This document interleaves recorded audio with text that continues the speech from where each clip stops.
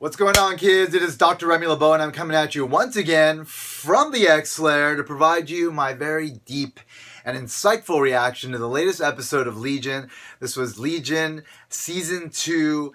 This was episode 6 of 11. So, again, the season was expanded recently. Announced, I think, last week to 11 episodes from 10 episodes.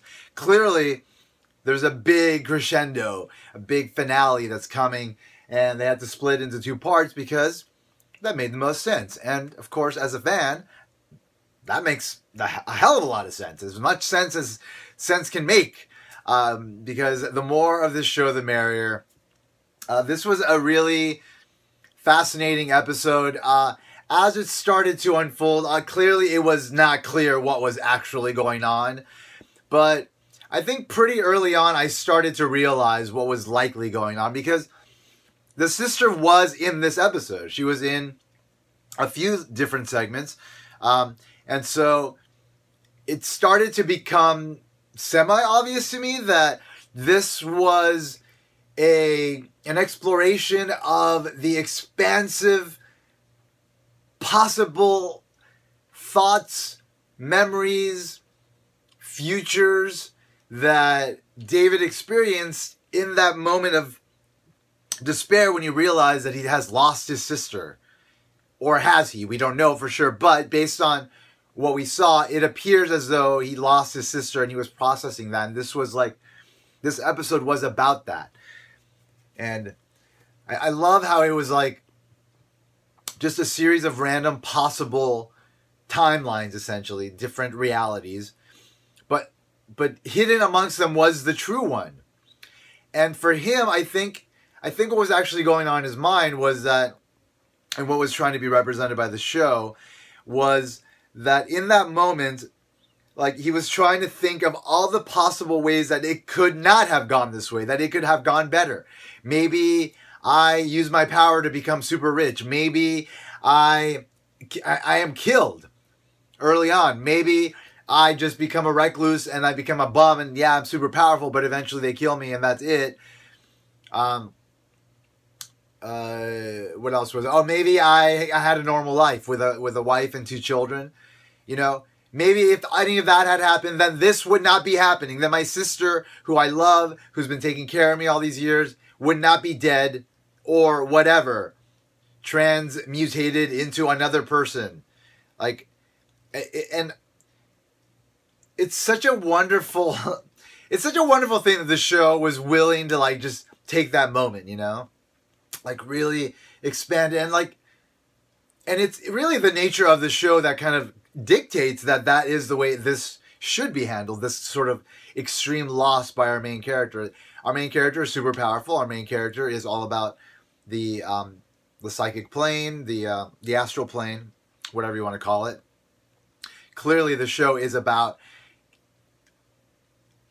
showing us in the abstract what goes on inside of a person's head, especially a person's head who is as complicated as David's is. And so that structure, that nature of the show dictated that this kind of loss be explored in this way, in that split second or those moments where he was processing what had happened and then thinking, well, what could it have gone differently? Could it have gone differently so that my sister didn't have to go through this horrible experience and become another person and potentially be lost to me forever? And I thought that was brilliant, I thought that was a brilliant concept. At first it was a little bit okay, what the fuck's going on here? I know you're fucking weird, Legion, but this takes the motherfucking cake, is sort of what was going through my mind. I think within the first 5-10 minutes, and then shit got real interesting. Obviously,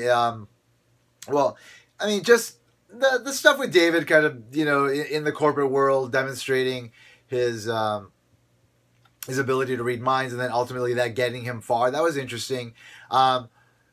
The life with his sister where he winds up getting killed, but before that, obliterating a bunch of cops in the most horrible fashion. Well, a couple of them was just terrible. It was pretty disturbing. so that was also, an interesting sort of exploration of what could be. But like obviously the one that was most interesting was the old man. Like the old vagabond David, old man Legion, who first like just disintegrated three. Well, it was like four punks. It was very reminiscent of A Clockwork Orange. If you've seen A Clockwork Orange, the main character who's a villain essentially. He runs a gang of guys in the UK, and they perform the most atrocious crimes against people, home invasions, rapes, horrible things. This was reminiscent of that. It kind of echoed that, and he fucking obliterated them. And then he had that fucking crazy encounter with the police where he like swatted one away, and then he threw the others off. Like he was just totally fucking telekinesing them. He was using his telekinesis against them. Is there a verb for telekinesis? If there is, tell me. Anyway, he was using that power and just like destroying them essentially, but then he got cut in half, which is pretty brutal. And the show showed us that, and that was fascinating. Anyway, that was the most interesting. Obviously, the least interesting was the kind of the domesticated nuclear family version of events. Of interest for a slight second was that sort of menial life of an office, no windows, alone, and then you had the dancing mouse singing, I forget what fucking song, but it was hilarious. Surprising, and clearly very much a sign that what we were seeing is not real, and what we were seeing is not like alternate realities, but it's all in fucking David's head. And an entertaining way of signaling that to us. Thank you, Legion, for that. What are some of the other ones? Yeah, the boxes one. That he worked at the box warehouse and then he wound up encountering the police. Oh, that one was interesting because we saw the Shadow King.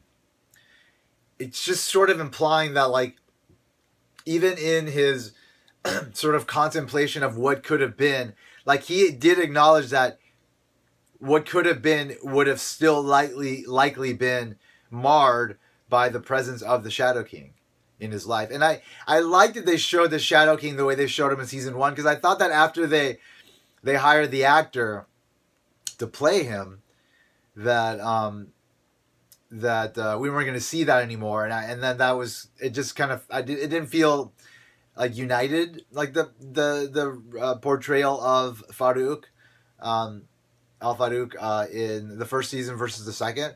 But now that they're showing that imagery again, it was actually a lot better.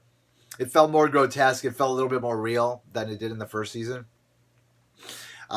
That's good. It's good because it tells me that they're still going to play with that representation, because it should be played with, because in the end he is on the astral plane and he can take several forms, and clearly in the comics and in the cartoon or whatever, like he takes this sort of a grotesque shape at times, like a monstrous shape, and that's a great way to represent him.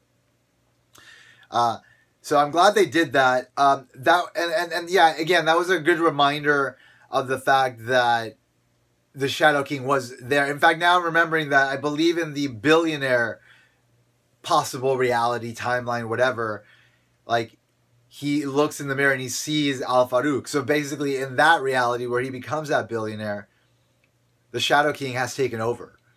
And so the Shadow King was there that entire time, but then I guess he realized he was in a position to really make David like a superstar in terms of power, in terms of wealth, in terms of the world. And then he could control that, obviously. So that was another reminder to David that, like, the Shadow King would have been involved, regardless of how the situations might have gone. And ultimately, and in that reality, the Shadow King, through him, hurt his sister. So, that was also sort of a possible a contemplation of a possibility that may have paralleled this one. It may not have been as severe and dramatic and horrible as this one, as the one he's actually living, but it could have been really bad, and probably would have been if it meant like prolonged torture of his sister by the Shadow King. So there was a lot of branching, you know, there was a lot of branching going on, where, you know, like there were certain threads that kind of carried through, like the power of the old man he then had in the that old man Legion he then had in the box factory scene or whatever, where he winds up seeing the Shadow King in the season 1 form, and then the cops approach him, and then he winds up just like obliterating one of them in the most horrible way possible. And they showed it, and it was like, wow, you're showing this? This is crazy. And then he like basically obliterates like 5 different cop cars in the same way that the old man did to those 4 hooligans. And so you saw like certain threads kind of branching through, ultimately converging to the present. I love that, man. I love that. Like the fact that we were seeing portions of actual reality when he was with his sister, trying to kill himself, trying to live a normal life, his sister trying to encourage him, and then ultimately she dropping him off at that mental institution where, as we saw, like the events carried him and her into the present day. And they were playing that song. I don't know the fucking name of it. I should have looked it up before I did the video, but it was I am Superman, and I can do anything. And it was like super slow.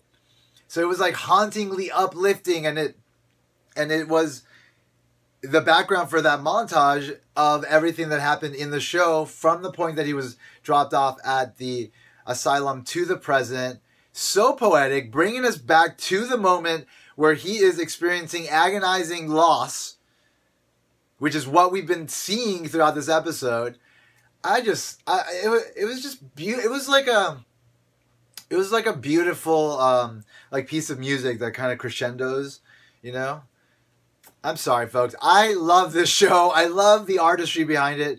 I love the X-Men, so the fact that it's X-Men is great, and I would be gushing over it no matter what. But I am barely talking about the mutant aspect here, even though the demonstration of David's power was very impressive. But the artistry, man, it's so fucking exciting.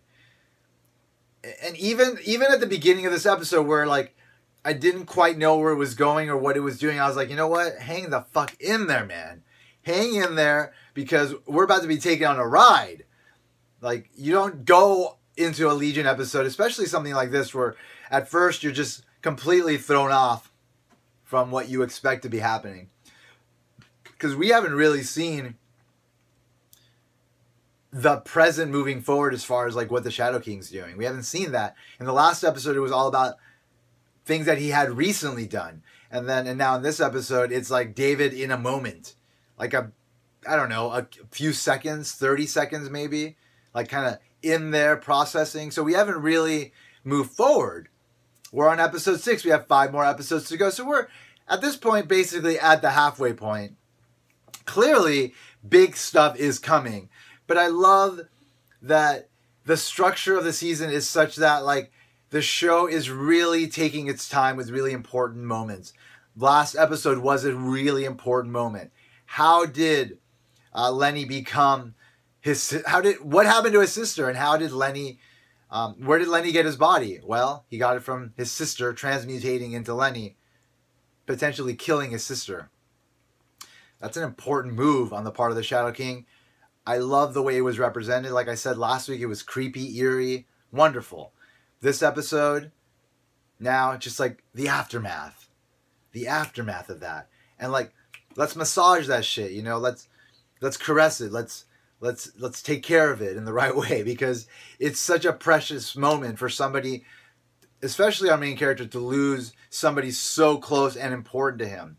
Like, this was obviously the person that shepherded him and like helped him to get through some of the toughest times that he's been through. And she was his adopted sister. Like, he was adopted into her family. And so that's even more generous of a thing. Like, it's not actual blood, right? It's like a person that, even though there is that familial tie, like, could have easily walked away, but decided to stick with him and help him through, these very difficult times that he was going through, where he thought that he was going crazy because the Shadow King was inside of him and he wasn't able to control his powers. So the loss of our main character, needs to be experienced in such a poignant way. And this was such a great way to do it. It was such a great way to do it. Really loved it. Really going to enjoy watching this episode within the context of this season as I binge watch it over and over again until I'm dead once the season is done. Not, maybe like once a year sort of thing. Come on now. It's a lot of shit to watch. But I'm always going to enjoy this episode, as I'm going to enjoy the last one, as I'm going to enjoy most of the fucking show because it's fucking awesome. What is going to happen next? I don't know. Like, the show, clearly, like, it didn't do anything as far as moving the overall, like, big season narrative arc forward. But fuck that. I don't need that shit because we know what's coming. There's going to be some fucking showdown, or maybe not. Maybe something else is going to emerge, some other threat, and it's going to take the Shadow King down, and then it's going to actually create some sort of Armageddon type of reality. I maybe, no, probably not. But something's going to happen. It's going to be mind-blowing because that's what this show is. It is mind-blowing. Anyway, folks, that is my take on this episode of Legion. Again, like, I really enjoyed it, and I look forward to more. So thank you, creators of Legion, for giving these characters such love and this show such love. I mean, clearly you are fans, and that I respect hugely. I hate when there are people that are in charge of a property and they're not hardcore fans. I hate that because it comes through, it comes through as not authentic. But this is coming through as authentic. Just like when Joss Whedon did the Avengers, that was as authentic as it got because the motherfucker is a sweaty. He's a geek. He loves fucking comic book superheroes. He created one. That's fucking awesome. I love Buffy. That's one of my favorite shows ever. Buffy and Angel. Shit. Throw me in front of a television with Buffy and Angel. It'll be hard to get me up. It'll be hard to get me up. Anyway, thanks for checking out my YouTube channel. If you haven't already subscribed, there's a little button down there, right down there. Just press that. You can keep up with my latest videos. For now, I'm just doing Legion reviews. I've been meaning to sit down and have a little Infinity War discussion, but you know what? There's so much of that shit online. It's like, can I really give a unique perspective? Well, maybe. If so, I'll try to dedicate a little time to it sooner rather than later. Or maybe I'll just wait till the Blu-ray comes out and then I'll just do it then. We'll see. Anyway, if you like the video, click like. If you don't like the video, click you don't like. That's fine. And as always, I want to remind you that if you have the option, there's a box and you can either put a check in it or an X. I suggest you put an X in that box, ladies and germs, because ain't nobody checking me. Take care, folks. Bye-bye.